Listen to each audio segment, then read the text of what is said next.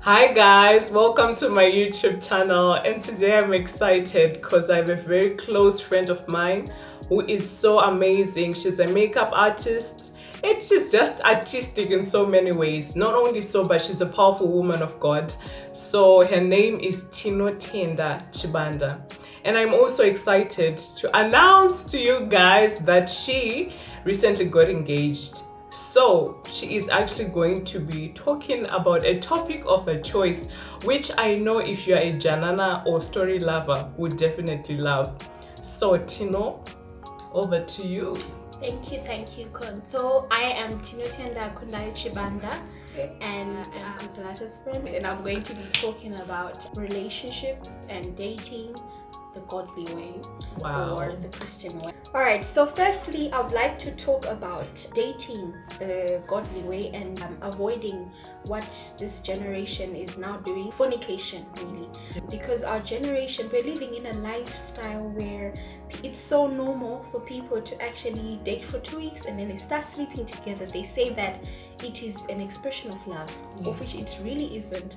And I've seen so many relationships whereby when they start involving themselves in these sexual activities, they start getting into fights. So dating the godly way, or dating according to what makes Jesus Christ happy, it's to just make sure that you do not conform to the things of this world.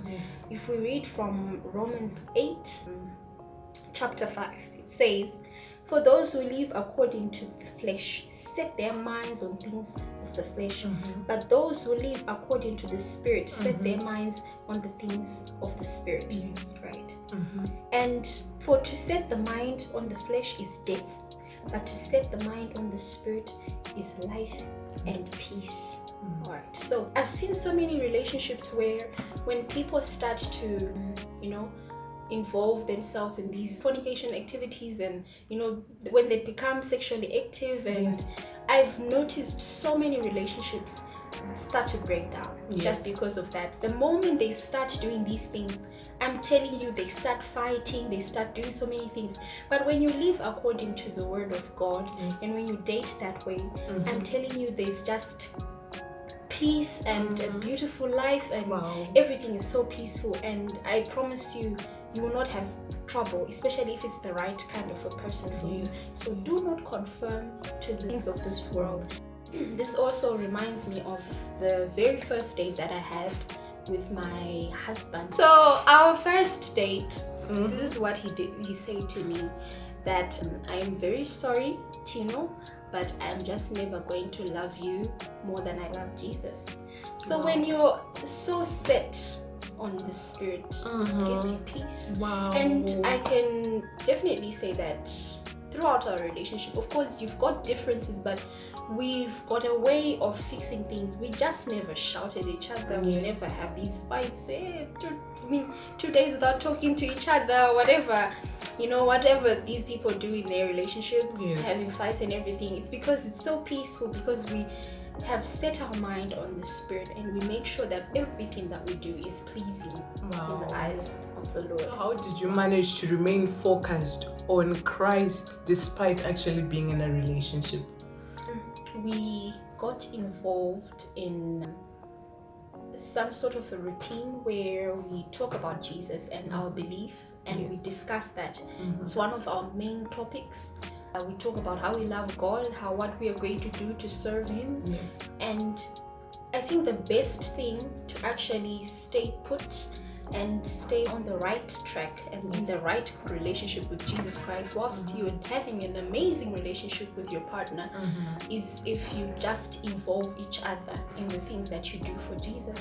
So whenever he would arrange for outreaches, when he was the chairman at Christian Union, when he was organizing anything that has anything to do with Jesus, any outreach, any all-night prayer, I would make sure I'm playing a role. I just needed to do something and to support. It was almost as if she was a HIT student, yet she wasn't. I got myself so much involved in the things that he does. When we met, I wasn't really very much involved in The the spiritual life. things. I was a Christian. I was born a Christian. Yes. But I never really had a very deep relationship with Jesus. But I realized that this guy that I'm dating has a very strong relationship with Jesus. So I decided that I'm going to do what he does. So I figured that he really spends most of his time, he enjoys watching sermons and learning and reading and doing things like that. I became addicted to that as well. Wow. So I was able to really involve myself in the things that he likes, and he was also now becoming, involved in the things that I also like and stuff like that. So that's how we ended up merging, and everything ended up working well for the two of us. That's really amazing. So you're saying he was operating from more of like a point of being your mentor? Yes. So that's another thing that I wanted to talk to you. So this is the second thing for the ladies. When you are dating a guy, right? I'm taking notes now because it was said for the ladies. So, yes.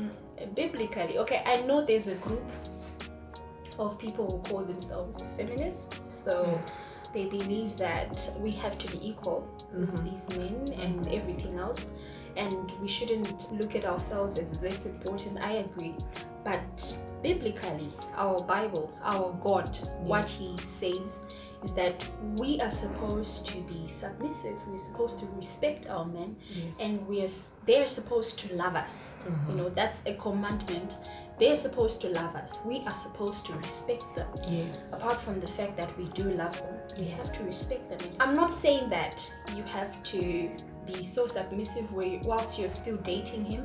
I'm not saying go to his house and wash his clothes. I'm not saying listen to everything that he says. If he says you're not going to your uncle's house this weekend, when you want to go there, you have to listen to what he's saying. No, I'm not saying that. But I'm saying that there's this little bit of respect that you show to him that is very necessary. I am telling you, submission drives those men really crazy. It will melt them. Even when it's those small little things that actually you don't feel matters, I mean, when you're in a supermarket, you're trying to buy something, and then he says, no, it's best to buy this. And you really know that it's really not the best product to be buying, but you just say, oh, really? Okay, I didn't know. And then you buy it just to show that he's the man and you're respecting him.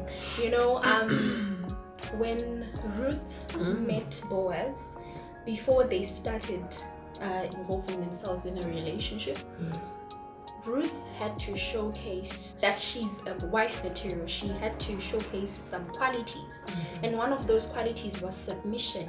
She would lie down and then show some respect. That's how they used to do it back then. And she won Boaz's favor. She ended up becoming his wife later on. She caught his eye because of that. She was very submissive.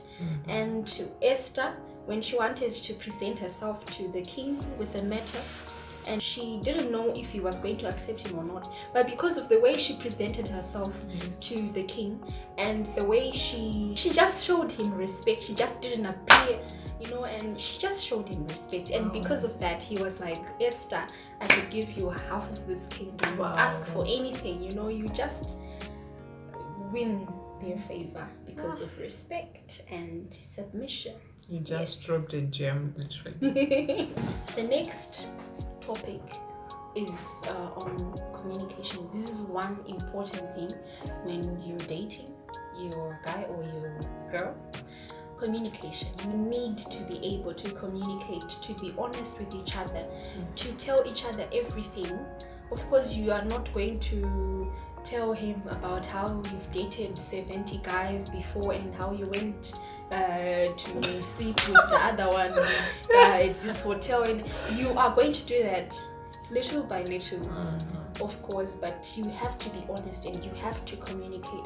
When you like something, communicate. When you don't like something, communicate. But the way that we communicate has to be done in a way that is tactful. You have to learn how to be tactful. You need to know how to say you don't like something in a way that is not offensive, and also to get him or her to communicate as well. It's very important. And also sometimes they may not really show it and say it out. You can just see it physically that this person doesn't like this and that, and you can communicate and talk about it and how you can actually agree on how to do that certain thing. So communication is very, very important. You communicate and talk about your families, you talk about your friends, and you get involved in each other's friends. I would not recommend on having like a best friend, a male best friend. You can't date someone and expect them to marry you, and then on the other hand you have this best friend of yours who's you've been best friends with, who is a guy. I wouldn't agree on having my man having another best friend.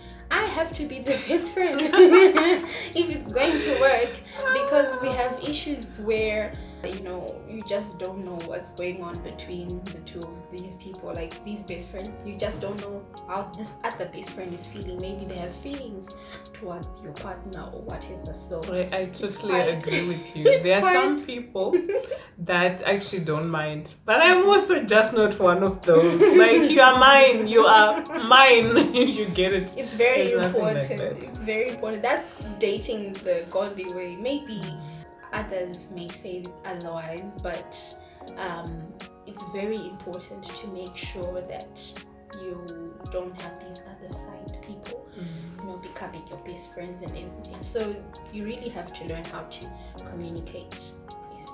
Wow. And the other thing, I think that would be the last thing, it's on looking for mentorship. Yes. When you're dating someone, you have to look for mentors who you learn from. You have to really research and see that these mentors will really teach you well, because there are other mentors who will just lead you astray, because and some people have been through stuff and they want you to go through the same thing, or I don't know, some people, they don't have good intentions when they're teaching you or when they're doing anything to contributing to your relationship. So you really have to trust these people. So have mentors that you look up to. Have mentors that will help you when you're having problems that need to be solved. Of course, you shouldn't just involve them in every little fight, and you should be able to fix things on your own in a very calm way. And that's where communication comes in. You communicate in a very calm way and you fix things perfectly well. And when you need, if there is need, then you can invite your mentors to help you. But you do need mentors, people to actually look up to. Then as for the ladies, I don't think that you should start being a wife when you are married, when you have the ring, when you're married. You have to start being the wife material right now when you're still dating him. Show him that you can cook. You can invite him for a picnic and cook for him and show him your skills. You can show him that you can clean up and wash clothes and you don't need to do it for him, but you also need to just look good yourself, so that you show him that his home is going to be a pleasant home if he marries you. Showcase those qualities that you have, those wifey material kind of qualities. What if you actually don't have these qualities? You have to look if for it's not natural for you to actually clean up and all that, what should you do? You have to learn. You have to practice.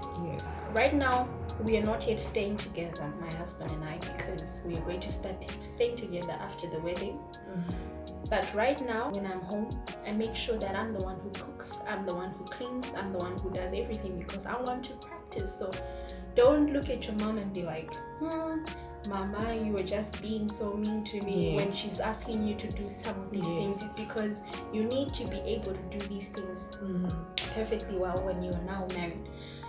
You have to show these qualities. You have to be a wifey material now. The way you walk, the way you talk, Yes. the way you do your things. You know, don't be acting like a guy, you know, and everything else, you know, in the street, and don't have that kind of, you know, character. You just need to be a wifey material, someone he can look at and, you know, imagine in a wedding gown. So I really do encourage you girls to start acting as the wifey material, kind of a girl. Now, don't start trying to do that later on when you're married, because that's going to give him reason to want to marry you. Wow. You know, it starts now. it starts right now, today, this minute. Amazing. You also spoke about how you guys have mentors in your relationship. So what criteria did you use to pick or choose these mentors? Well, the fact that they're Bible believing people and they follow Christ, and the things that they give us are wisdom material. That's what, you know, attracts us, and that's why we listen to them, and that's why we follow them. Wow. That's what we use. Amazing. Okay, should you date someone that you do not find attractive? No, don't just never do that, you know, because it's a very, very, very, very vital and very important factor when you're dating someone. You don't want to get married to someone you're not attracted to, and then later on look at someone else's husband.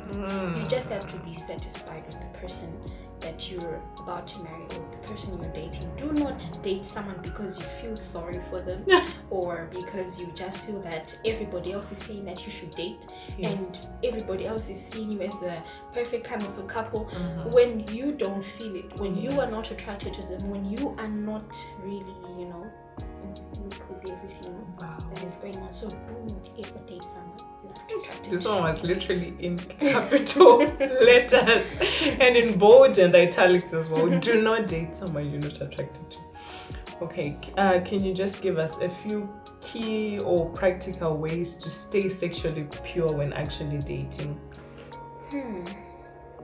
Just don't be in a closed place, you know, with that person. Don't be found in a place where everything, all the walls are telling you kiss.